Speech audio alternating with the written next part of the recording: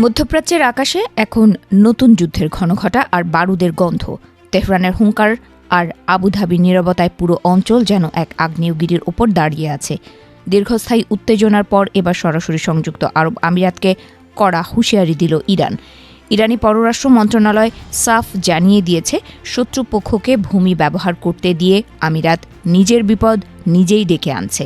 এই প্রচ্ছন্ন হুমকির পর উপসাগরীয় অঞ্চলের রাজনীতিতে শুরু হয়েছে নতুন এক নাটকীয় সমীকরণ। তেহরানের পক্ষ থেকে স্পষ্ট অভিযোগ তোলা হয়েছে যে গত ফেব্রুয়ারি থেকে এপ্রিল পর্যন্ত চলা মার্কিন ও ইসরায়েলি আগ্রাসনে আবুধাবি পরোক্ষভাবে মদদ দিয়েছে। ইরানের দাবি, আমিরাতের মাটি ব্যবহার করেই একের পর এক হামলা চালানো হয়েছে তাদের সার্বভৌমত্বের ওপর। এই উস্কানিমূলক আচরণের জন্য আমিরাতকে চরম মূল্য দিতে হতে পারে বলে মনে করছে ইরানি পররাষ্ট্র দপ্তর।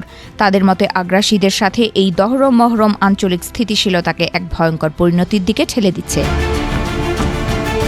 আমিরাতে মাটিতে অবস্থিত বিদেশি সামরিক ঘাঁটিগুলো এখন ইরানের প্রধান মাথা ব্যথার কারণ হয়ে দাঁড়িয়েছে।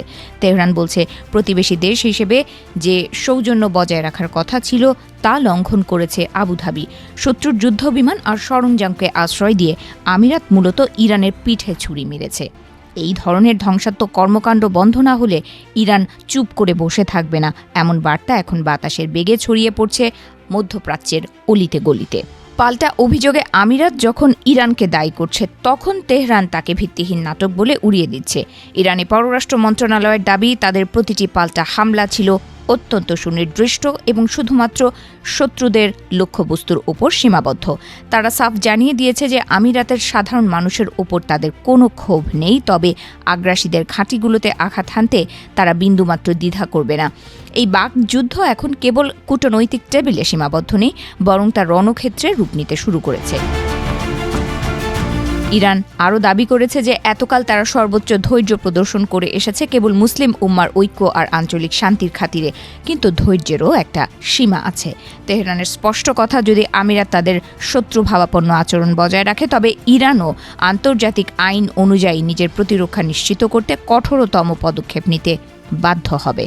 এটি কেবল একটি সতর্কতা নয়, বরং এক চূড়ান্ত আলটিমেটাম হিসেবে দেখছেন সামরিক বিশ্লেষকরা। ২৮ ফেব্রুয়ারি থেকে ৭ এপ্রিল পর্যন্ত চলা সেই রক্তক্ষয়ী সংঘাতের সময় কাতার, কুয়েত, বাহরাইন ও জর্ডানের মতো দেশগুলো তাদের ভূমি আগ্রাসীদের জন্য উন্মুক্ত করে দিয়েছিল। ইরান কিন্তু বসে থাকেনি। প্রায় ১০০ ধাপের শক্তিশালী ও নিখুঁত ড্রোন এবং ক্ষেপণাস্ত্র হামলার মাধ্যমে তারা মার্কিন ও ইসরায়েলি কৌশলগত ঘাঁটিগুলো গুঁড়িয়ে দেওয়ার দাবি করেছে। সেই প্রতিশোধের আগুনেই এখন পুড়ছে মধ্যপ্রাচ্যের ভূ রাজনীতি। আমিরাতকে ইরানের এই হুঙ্কার আসলে পুরো আরব বিশ্বের জন্য এক সতর্কবার্তা। তেহরান বুঝিয়ে দিয়েছে যে তাদের জাতীয় নিরাপত্তা বিপন্ন হলে তারা আর কোনো ভ্রাতৃত্বের দোহাই দেবে না। মার্কিন সামরিক ঘাঁটিগুলোর উপস্থিতিকে তারা সরাসরি হুমকি হিসেবে গণ্য করছে। এখন প্রশ্ন উঠছে, আবুধাবি কি ইরানের এই রক্তচক্ষু উপেক্ষা করে পশ্চিমাদের সাথেই হাত মিলিয়ে চলবে, নাকি নিজেদের অস্তিত্ব রক্ষায় পিছু হটবে?